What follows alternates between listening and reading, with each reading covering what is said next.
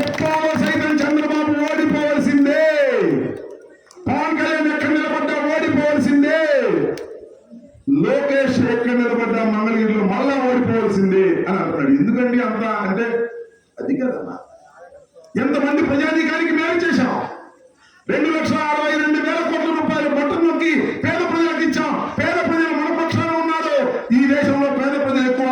పేద ప్రజలు మన పక్షం ఉన్నంత వరకు 175 సీట్లు కొడతాం. అసలు ఈ యుద్ధం అంతా పేదలకి పెత్తందారులకి మధ్యన జరుగుతున్న యుద్ధం.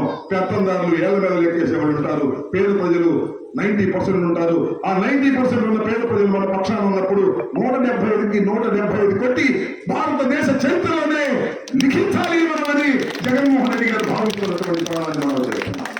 రేపు చూస్తారు కదా, సిద్ధం 4వ సిద్ధం.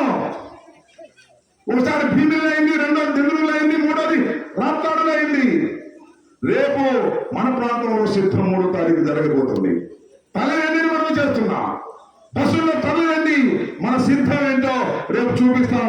ఈ సిద్ధం చూసిన తర్వాత ఇక యుద్ధం మానేసి పోవాల్సింది పవన్ కళ్యాణ్, చంద్రబాబు అని ఈ సందర్భంగా నేను మనవి చేస్తూ, ఈరోజు మరి ప్రెసిడెంట్ గారు, ఇక్కడ పెద్దలు అందరూ చాలా ఉత్సాహంగా మరి ఈ కార్యక్రమాన్ని నిర్వహించారు.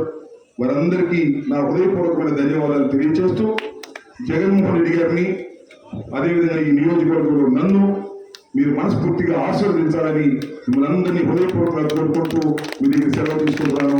జై హింద్, జై జగన్.